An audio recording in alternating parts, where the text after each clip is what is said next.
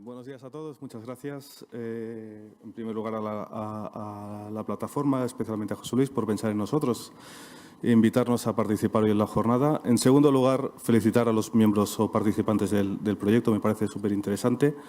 Y a los que hemos sufrido o estamos sufriendo lo que es un proceso de compra pública, en nuestro caso innovadora, a pesar de que sí que es cierto que mezclamos conceptos de compra pública verde, ecológica y hacemos un poco batiburrillo de todo junto. Proyectos como estos nos aportan herramientas sin duda para experiencias futuras. Cuando me llama José Luis, me propone hablar de la compra pública desde un punto de vista crítico. Nosotros llevamos ya batallando en esto desde el año 2016 y ahora empezaremos la primera ejecución de obras, de forma que es un proceso que nos ha costado sangre, sudor y lágrimas.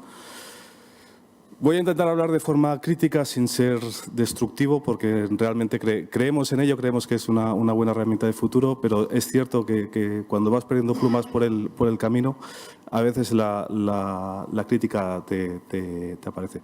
El título de la presentación es Compra Pública Ecológica, es realmente se enmarca mejor en un programa de compra pública innovadora. ¿Cómo llegamos a ello? Paso las tres primeras transparencias aburridas que presentamos en todas las ponencias, pero que sirve para contextualizarnos. Formamos parte de la Dirección General de Infraestructuras de Movilidad. El director general es Xavier Flores, creo que la mayoría de vosotros lo conoceréis. Y nos encargamos de la planificación, construcción y gestión de carreteras y la planificación, construcción de transporte ferroviario, de metro y ferrocarriles de la Generalitat de Cataluña en este caso. En carreteras sí que llegamos a nivel de explotación. Acabamos gestionando, tenemos en Cataluña hay 12.000 kilómetros de carreteras, de los cuales 6.000 son titularidad de la Generalitat, de los cuales gestionamos 500 en régimen de concesión, en régimen de gestión indirecta, mediante concesiones, y 5.500 los gestionamos nosotros mismos. ¿Por qué digo esto? Porque gestionamos con personal propio, gestionamos con empresas contratadas, pero acabamos gestionando prácticamente 5.500 kilómetros de carretera que consumen y requieren de inversión. Hasta el año 2010 teníamos un modelo de conservación ordinario en el que gastábamos más o menos de media unos 70 millones de euros al año y teníamos un programa de conservación extraordinaria también de otros 70 millones de euros al año que nos permitía fundamentalmente hacer refuerzos de firme y mejoras puntuales en temas de seguridad vial. Pero estábamos hablando que en el conjunto acabamos invirtiendo en carretera del orden de 140 millones de euros anuales. Esto en el año 2010 se nos acaba. Y toda la parte de conservación extraordinaria, por estar en capítulos de presupuesto de estos que denominan de inversión, cuando llega la crisis nos desaparecen y nos quedamos desde el año 2010 con estrictamente 70 millones de euros para los 5.500 kilómetros para la conservación ordinaria. De forma que llegamos a la compra pública casi como por necesidad. En conversaciones de Xavier Flores con Juan José Poti, año 2013 o 2014 nos empiezan a explicar conceptos de compra pública, de que la Unión Europea tiene dinero para financiar innovación, que tenéis que mirarlo, lo miramos. Empezamos a hablar con economía que sí que tiene unos fondos asignados, FEDER, de estos de innovación. Cuando oye hablar de carretera, nos dice que no, que ni hablar, que la carretera no es verde, que Europa quiere financiarlo verde y que la carretera no forma parte de ello y que, por tanto, nos olvidemos de ello. Y ahí es donde acabamos hablando de los firmes sostenibles y vamos a intentar a ver si podemos conseguir hacer un plan de firmes que podamos utilizar mezclas no convencionales, a ver si eso nos lo compran. Y finalmente, pues parece que llegamos a convencer a las personas adecuadas y acabamos teniendo se bloqueó. Ah, no, soy yo. Acabamos entrando en lo que es el proceso de compra pública innovadora. En primer lugar, tenemos que convencer a economía. Economía nos acaba prometiendo que dispondremos en un periodo de 5 años de unos 52 millones de euros para poder hacer compra pública. No es lo que necesitamos. Nosotros necesitamos no los 70 millones de euros que invertíamos, sino los 70 más todo el déficit de inversión que tenemos durante todos estos años. Pero algo es algo. Y si en este proceso de compra pública, por cada 1 millón de euros que tú pones, te dan 1 millón de euros adicionales, pues vamos a ello, vamos a intentarlo. Cuando analizas por eso qué te implica el entrar en ese proceso de compra pública, lo primero que te exigen es innovación. Economía pide innovación, Europa pide innovación, nosotros compramos innovación. Pero esa innovación las tiene que ejecutar gente de la organización, que no está muy dispuesta a innovar. Supongo que en las empresas cuesta, en la administración pública cuesta mucho más.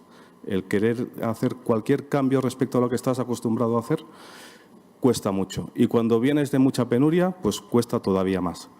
Está el aliciente del dinero y como el aliciente del dinero está, pues entramos a ello. Empezamos y no sé si lo conocéis, pero el proceso de compra pública innovadora pues tiene un esquema parecido al que tenemos en la diapositiva. Primero se nos exige identificar unas necesidades, esas las tenemos muy claras, necesitamos hacer refuerzos de firme cuanto antes mejor y cuantos más mejor. Tenemos que definir y refinar los requerimientos de lo que vamos a querer en esos refuerzos de firme. Eso también es relativamente fácil para nosotros el poder hacer, es una de las tareas habituales. Tenemos que establecer esas necesidades, disponibilidad presupuestaria en base a esas necesidades que tenemos y ahí empezamos el primer círculo complicado de gestionar y el que acaba llevando casi 1 año de trabajo entre el Departamento de Territorio y Economía y ahí se acaban generando esos 52 millones de euros. Pero luego, como tenemos que innovar, tenemos que investigar qué nos puede ofrecer el mercado. Nosotros somos administración pública, nosotros en teoría debemos aplicar lo que establece la normativa. La normativa en España pues no permite la innovación por sí misma en sentido amplio. De forma que lo primero que tenemos que hacer es preguntar a las empresas en qué han estado trabajando estos años para saber qué les podemos pedir. Ahora iremos a la diapositiva. Una vez sabemos qué ofrece el mercado, tenemos que definir procesos de compra que nos permitan comprar esa innovación. Los procesos tradicionales de compra no permiten comprar innovación en sentido amplio. También lo veremos después. Diseñar licitaciones significa redactar pliegos y redactar pliegos desde cero. Los pliegos que tenemos para licitar obras no nos sirven cuando entramos en un proceso de este tipo y, por tanto, hay que entrar en esa fase de definición. Y el resto pues es fácil. Licitamos, adjudicamos y ejecutamos. La consulta al mercado. Fue un proceso complicado, largo, difícil, pero creo que muy satisfactorio por lo que respecta a nuestra percepción. Lo que se trata es de compartir necesidades y objetivos de mejora con el sector, recoger la información de la industria, recoger la información de lo que se ha estado investigando tanto por la industria como por centros de investigación, universidades o centros o CEDEX o centros parecidos para poder definir bien las licitaciones. Ahí es fundamental y básico el definir muy bien el cuestionario. Nosotros tenemos que preguntar qué ofrece el mercado, pero tenemos que preguntar de forma que nos pueda satisfacer nuestras necesidades, pero a la vez no afecten a la libre competencia cuando definamos las licitaciones. Si yo pregunto determinadas cosas con mucho nivel de detalle y me baso en eso para luego definir el pliego, se me va a acusar de que no estoy facilitando la libre competencia en una licitación abierta. Y, por tanto, hay que elegir muy bien qué preguntas haces y cómo las haces y con qué grado de detalle o no detalle puedes tener. Aquí hay una muestra de algunas de las preguntas que hemos hecho. Están colgadas en la plataforma de contratación pública, de forma que si alguien quiere, luego le paso el enlace. Suponiendo que hemos llegado a unas ciertas conclusiones, en ese proceso de compra de consulta previa al mercado tuvimos unas 50 respuestas, lo cual no está mal, que nos permitieron definir unas 17 tipologías distintas de solución y de un espectro muy amplio de empresas. Teníamos grandes empresas, teníamos pymes, teníamos centros de investigación y teníamos alguna startup que aparecía por ahí que alguna idea interesante aportaba. En base a eso, el siguiente proceso es convencer a los tuyos de que eso es lo que toca hacer. Y ahí empiezas ya con suspicacias. Cuando vas a un jefe de servicio con 30 años de experiencia en gestionando su red de carreteras y le vienes con que vamos a hacer una solución innovadora, casi todos han tenido experiencias malas con cualquier solución innovadora en el pasado. Todos han probado cosas y la mayoría no han funcionado. De forma que Tuvimos que optar por elegir para las dos primeras obras soluciones pues no muy innovadoras. Acabamos optando por una solución templada y una solución semicaliente, que en el contexto de la red de la Generalitat son soluciones innovadoras, y eso Economía y Europa nos lo ha comprado para las dos primeras obras, pero que en sentido estricto no es innovación. Pero queremos hacer innovación. Y como queremos hacer innovación, pues hemos intentado hacer algo más que ello. Pero vamos a definir el proceso de licitación. ¿Qué vamos a hacer? Vamos a licitar un proyecto, una redacción de proyecto, redactamos proyecto, licitamos obra, ejecutamos obra. ¿Podremos hacerlo? Porque la primera pregunta es, ¿tenemos empresas de ingeniería que redacten proyectos teniendo en cuenta soluciones innovadoras así en carácter general en el desarrollo de la solución de firme? Lo que hemos visto nosotros, no. Aplicamos norma y eso es lo que sale. Y luego ya, si acaso, hacéis el modificado cero para intentar incorporar lo que la empresa constructora os pueda ofertar en la propuesta. Entonces, bueno, pues si no encuentro empresas de ingeniería que me hagan esa solución, vamos a ver si las empresas constructoras o las asfalteras, pues estamos hablando de proyectos de firme puro y duro, ¿me van a redactar un buen proyecto técnico? Pues probablemente sí, o en parte sí.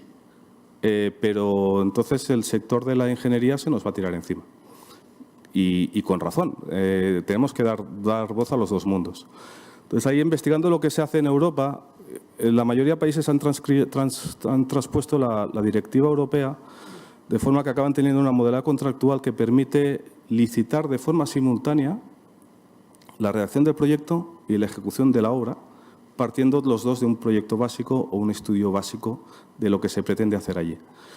¿Qué te permite eso? Que tengas un buen redactor de proyecto que te va a hacer un buen proyecto técnico, pero que tengas desde el primer día, cuando empiezas a redactar el proyecto, al contratista que va a ejecutar esa obra, que va a poder aportar su grano de arena en la definición de aquello que él domina. Y en este caso es la innovación que vamos a querer transponer que vamos a querer ejecutar en la obra. Pero eso, en la transposición de la directiva, en la nueva ley de contratos que se ha hecho en España, eso no es posible. Ese marco contractual sí que aparece aparece la Asociación para la Innovación, pero no es exactamente lo mismo. No aparece esa modalidad contractual que te permita hacer esa licitación paralela simultánea independiente una de otra. Entonces, lo que hacemos es ver qué podemos hacer en lo que nos permite la ley de contratos para poder hacer esa licitación incorporando lo que no más nos interesa, que es quien va a desarrollar la solución innovadora esté el primer día explicándonos qué vamos a ejecutar. Optamos por la licitación de, creo que está la siguiente, de un proyecto y obra. No es lo que habíamos dicho. En una licitación de un proyecto de obra, quien va a venir es una constructora. No va a venir un proyectista de la mano de la constructora, a no ser que tú definas muy bien.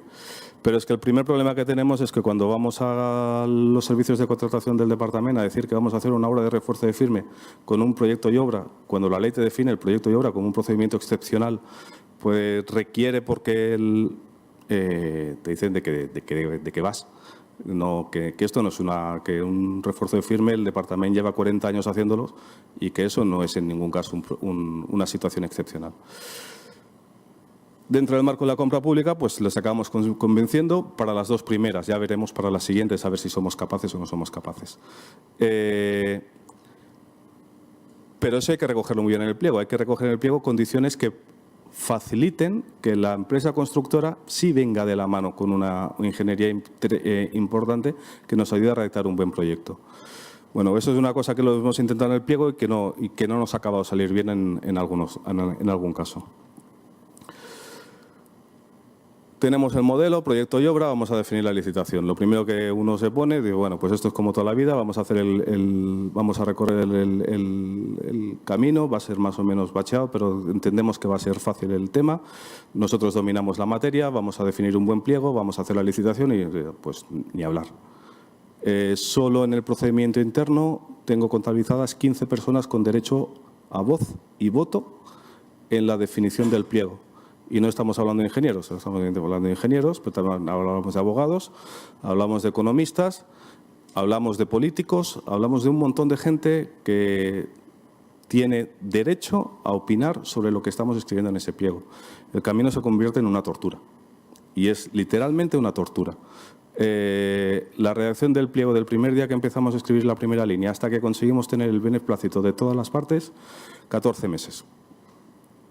Para acabar escribiendo 40 páginas. Es muy complicado porque hay muchas sensibilidades distintas. Está una intervención que no quiere cosas raras para que luego no pasen, no tengamos problemas a la hora de impugnaciones en la licitación, que luego si me defines una cosa a medias porque esto es una innovación, no te la puedo definir bien, a ver si luego cuando ejecutes la obra no vas a ejecutar lo que me has dicho porque que era tan difuso. Tenemos abogados que dicen esto no está bien atado, bueno, es que estamos innovando, por tanto tenemos que dar un cierto margen a la empresa para que nos cuesta mucho. Es muy difícil. Yo tengo puesta esta imagen. Esta imagen es el ideal de lo que tendríamos que tener en casa interno para poder llegar al camino. La realidad es que cuando los equipos de ciclismo llegan a estas situaciones es porque han entrenado mucho antes. O sea, nosotros estamos en ese proceso de entrenar. Porque además, cuando entras en compra pública innovadora, entras en compra pública verde, entras en compra pública ecológica, alinear sensibilidades es muy difícil. Podemos tener directivas europeas que nos obligan, podemos tener ideales algunos, necesidades otros, pero hay gente que forma parte del proceso que no tiene ningún tipo de aliciente para incorporarse a ese proceso. Forma parte de su trabajo, por tanto, pero que no gana nada, que es por parte de un proceso, pero que entra y sale en un periodo determinado de tiempo, con voz, voto, pero que ni antes sabe nada, ni cuando acaba sabe nada. Por tanto, hay que saber generarle ese aliciente para que pueda entrar en la rueda y que no se te descarríe, porque si uno se descarría, el proceso no funciona. Y eso también lo tenemos comprobado. Hemos tenido que seleccionar muy bien las piezas que hemos puesto en el camino, en el proceso, para que esto no se descarríe. Y alguno hemos tenido que sacar para meter a otro, para que el proceso pudiera más o menos avanzar. Aprovechamos la licitación para hacer más cambios. Nosotros estamos convencidos, o en parte convencidos, tanto Xavier como yo venimos del mundo del proyecto y la obra, y ahora estamos en el mundo del tema de conservación, pero cuando estás en el mundo de proyecto y obra, en los años de vacas gordas, en proyectos muy importantes, como estábamos involucrados en el proyecto de la línea 9 en Barcelona, por ejemplo, la tendencia al modificado, bueno, esto lo definiremos en obra, esto ya lo definiremos en obra, es una cosa que a nosotros nos incomoda mucho y que no nos gusta, y que pensamos, viendo cómo se hacen las cosas en otros países, que hay margen de mejora. Entonces, queremos aprovechar la compra pública innovadora para cambiar procesos, y cambiar procesos de relación interna, pero de relación también con las empresas. Y en el campo de la compra pública creo que es el marco adecuado para hacer esas pruebas. Difícilmente yo puedo hacer una licitación fijando un tramo de carretera, determinados PKs, con una pseudo solución innovadora que yo no conozco, porque es la empresa que me la tiene que dar, fijando un precio objetivo estanco. Yo no sé cuánto vale eso. Yo puedo hacer una perspectiva de mercado, pero si la solución es innovadora de verdad, hasta que no estemos allí no sabremos exactamente cuánto cuesta. Entonces, el objetivo es conseguir el máximo de rendimiento para los dineros que hemos puesto, pero de forma razonable. Nosotros aquí no estamos para extorsionar al proveedor, estamos aquí para intentar conseguir todos el mejor resultado. Yo la mejor calidad de carretera, pero la empresa se tiene que ganar la vida, tiene que tener la innovación puesta en obra para obtener un expositor. Yo soy capaz de hacer esto, puedo traer a otras administraciones a ver que esto funciona. Entonces, intentamos en el proceso de compra pública establecer un modelo de relación entre empresas y administración un poco distinto. Nos hemos arremangado, hemos bajado al nivel técnico, ya no somos la administración que manda, sino que nos sentamos, consensuamos, decidimos, y si en lugar de 15 kilómetros hacemos 14, pues haremos 14. Si en lugar de 15 nos da para 18, haremos 18. Y si el refuerzo era de 6, pero vemos que no llega, pero tenemos que hacer los 15, pues lo haremos de 5. Vamos a intentar encontrar un equilibrio, y para eso establecemos dentro de la licitación una serie de comités y de relaciones entre partes que son bastante distintos a los que tenemos habitualmente. Otro cambio que tenemos en el diseño de la licitación es el tema de los criterios de valoración. Se hablaba antes del tema económico, pues nosotros aquí sí que apostamos. El peso de lo económico en estas licitaciones es del 25%. Vamos a jugar a lo técnico y el dinero va a que sea lo de menos. Y además vamos a poner una fórmula clásica tradicional de temeridad, de la baja media más 2. Y bueno, lo que se hace habitualmente, fijamos que cualquier baja superior al 10% también va a ser considerada temeraria. Tenemos el dinero, vamos a gastarlo, pero vamos a gastarlo como toca. Si podemos poner más prestaciones, pondremos más prestaciones. No va a ser un problema de dinero. Cuando propusimos esto también nos dijeron de todo. Los abogados, la gestión económica, la intervención, todo el mundo nos dijo de todo. Todo el mundo va a ir al 10, vais a tener los puntos asignados a la oferta económica van a tener todos los mismos, no va a ser un criterio de valoración real. Bueno, la realidad es que tuvimos en una de las obras la baja media fue el 7%, en la otra fue el 8,25%. Por tanto, no está mal. ¿Y por qué? Lo que entendemos que pasó es que el peso de lo económico es tan bajo que te puedes permitir hacer una oferta, no apretar el precio, sino buscar una oferta económica que te ajuste más a tu realidad porque los puntos están en lo técnico.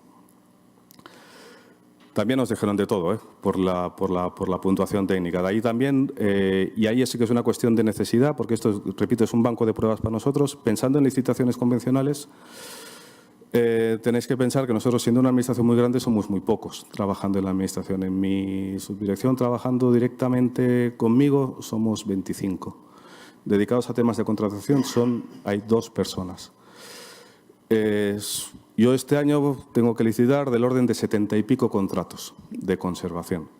Entonces, valorar las ofertas de 70 contratos después de la sequía que hemos tenido en licitaciones con 2 personas es un drama. Por tanto, necesitamos que las ofertas, y además por una cuestión de transparencia, pondere mucho y pese mucho los criterios de valoración objetiva. Entonces, es una necesidad, una cuestión de necesidad una de recursos propios y la otra de transparencia. Entonces, en esta licitación dimos mucho peso a los criterios de valoración objetiva. Se acaban llevando el 45% de los puntos. El otro 30% eran criterios de valoración subjetiva. Como era un banco de pruebas, y ahí sí que nos pasamos, y veo alguna cara por ahí de lo que hemos hablado alguna vez, nos pasamos. Pusimos muchos, hicimos una prueba seguramente desmesurada, vista en perspectiva. Pero es que teníamos 2 tiros y teníamos de esos 2 tiros tenemos que extraer experiencia para el resto de licitaciones. Acabamos definiendo 55 criterios no evaluables mediante fórmulas, que tenían valoraciones de entre 10 y 30 puntos. ¿Con qué objetivo? El objetivo no es sacar un 10. En esta licitación hay criterios hasta incluso que son contradictorios unos con otros. Es dar a las empresas oportunidades de poder, en lo que soy bueno, sacar puntos y no me perjudique si no soy tan bueno en otra cosa y que pueda llegar a compensar. Todos los criterios, o prácticamente todos los criterios de evaluables mediante fórmulas tenían asociado un criterio de valoración objetiva también.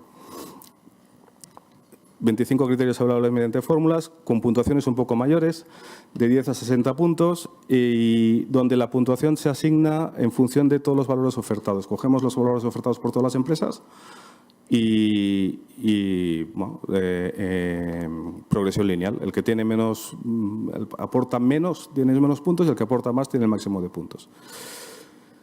Tiene un gran hándicap y tiene un gran fallo lo que hicimos en este caso. Nosotros intentamos en el proceso de licitación, en eso que decía antes de perder plumas, que estos criterios de valoración objetiva tuvieran asociados una cierta documentación técnica acreditativa del valor que se estaba ofertando. No para valorarla, sino para garantizar que quien ponía un dato allí lo ponía con conocimiento, no solo inventaba. No nos dejaron. Los abogados nos dijeron que eso no era posible, por tanto, era una tabla ciega. Los valores que se ponían ahí nos los teníamos que creer.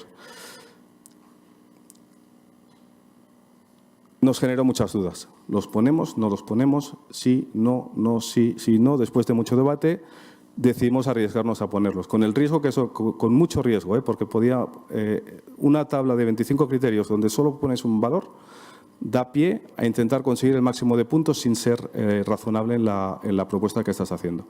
Y nosotros lo que queremos es buscar la mejor oferta. No queremos empresas que ganen ofertas, sino empresas que nos presenten las mejores ofertas técnicas. Pero nos faltaban instrumentos y por eso proyectos como el Battle CO2 o proyectos como el Repara nos aportan. Nos aportan porque nos ayudan a definir esas métricas, nos ayudan a definir esas metodologías de trabajo que nos permiten poner coto a cómo se calculan determinadas cosas. Teníamos algunos criterios vinculados a la sostenibilidad, no todos ellos. Toneladas en emisiones de CO2 ahorradas en relación con las mezclas convencionales, pero pusimos solo eso. No definimos cómo queríamos que se calculara eso. ¿Por qué? Porque cuando escribimos esto no teníamos un manual oficial o de referencia indudable que no pudiera ser criticado por nadie que nos sirviera de referencia para establecer ese cálculo. Pero la otra opción era no ponerlo. Y ante la duda, pues mejor empezamos a andar y de los errores aprendemos. Ahorro de la huella de carbono en relación a las mezclas convencionales en porcentaje. Pues también, pues es un riesgo. Pues pones eso y te pondrán cualquier barbaridad o no. Confiemos en la honestidad de las empresas también un poco. El resultado, la realidad es que, pensando que tendríamos mucha dispersión, no tuvimos prácticamente dispersión en los valores. Las empresas se comportaron. Sí que hay algunas disparidades en gente que te empieza a contar desde el momento de fabricación de la mezcla, otros que te lo ponen solo cuando la puesta en obra, pero como no te lo pueden explicar, tampoco lo puedes saber. Son tus referencias. Y en este caso tuvimos que puntuar como habíamos establecido. Ojalá hubiéramos tenido una metodología de cálculo que hubiera dicho, una EPD que hubiera dicho, me pones el valor de energía ahorrada en relación y me adjuntas la EPD que justifique el número que me estás poniendo. Y si no me lo pones, pues no tienes la puntuación. Estamos trabajando en eso y no podremos exigirla porque no se puede exigir, porque dejaríamos fuera muchas empresas. Pero sí que probablemente lo que podemos hacer es bajar la puntuación de estos criterios de forma general. Si me aportas algún tipo de justificación, tu límite sube y en función de la categoría o nivel de tu justificación, ese límite de puntos superior, esa cota superior de puntos, pues irá creciendo. Si el cálculo me lo has hecho tú, pues subirás un poco. Si te lo ha hecho una empresa que no certifica, pero que es un tercero que más o menos cierta credibilidad, otro. Y si es una EPD con un certificado razón oficial, pues puedes optar a la máxima de las puntuaciones. Lo hemos aplicado en 2 obras. En una estoy más contento que en la otra. El proceso colaborativo ha funcionado relativamente bien en las dos. Hemos tenido discusión en lo que es realmente innovador y no innovador, dónde está el límite de la semicaliente y dónde no está el límite. Pero bueno, poco a poco, después de mucho trabajo, hemos conseguido encauzar y vamos a empezar las obras en mayo de este año si todo va bien. Ahora aquí va otra diapositiva que ayer a última hora quité, que es lo que vamos a hacer. Y lo que vamos a hacer es que este año íbamos y esperemos seguir licitando 20 millones de euros de obras en el marco de esta compra pública. Con una base muy parecida a la que licitamos, con los matices de todo lo que hemos aprendido, que es un montón en este tiempo. Hemos criterios que van a desaparecer, criterios que tenemos que matizar y criterios que tenemos que incorporar. Definiciones en el pliego que tenemos que modificar, algunas quitar y otras añadir. La base es la misma y la base va a ser la misma para, creo que casi todas las licitaciones que hagamos, porque nos gusta el modelo. El hecho de dar poco peso a la parte económica, pues eso ya va a ser un estándar. Y ahora cuando licitemos las conservaciones este año, el peso de lo económico se va a quedar entre el 30 y el 40%. Los criterios de valoración objetiva nos aportan y nos ayudan. Por tanto, en todas nuestras licitaciones va a haber criterios de valoración objetiva. Criterios de sostenibilidad, pues también. Trabajamos en el Departamento de Territorio y Sostenibilidad. La mitad del departamento se dedica a ello. No tendría sentido que mis criterios de valoración no salieran criterios de valoración objetiva. Pero dentro del marco de la compra pública, pues es donde yo puedo ir probando y perfeccionando esos criterios. Decía que la intención es este año licitar 20 millones de euros. Iban condicionados a la aprobación de un presupuesto en el Parlamento. No tenemos presupuesto, ahora estamos batallando a ver si somos capaces de generarlos de otra forma. Aprendizajes fundamentales, muy básicos, muy básicos. Es fundamental acertar en la elección de los compañeros de viaje. A la que encuentras a alguien que dice que no, el castillo se desmonta. El castillo de naipes es un castillo de naipes. No, todas las piezas tienen que estar muy, muy, muy alineadas. El problema que tenemos, la administración pública, es que no todos los compañeros de viaje son elegibles. Yo puedo elegir mediante un pliego, pero los compañeros internos son los que tengo y ahí no los voy a poder cambiar. De forma que tengo que encontrar herramientas para convencer también a las empresas, porque hay muchas empresas que ganamos la oferta, pero luego queremos hacer otra cosa distinta a la que hemos ganado. No, hay que alinearse y la sostenibilidad o lo verde nos lo tenemos que creer, pero no se puede imponer, porque por imposición nadie se va a convertir al verde. Hay que convencer y argumentos para convencer, pues habrá muchos. Uno es el más fácil, el pragmático, el tema del dinero.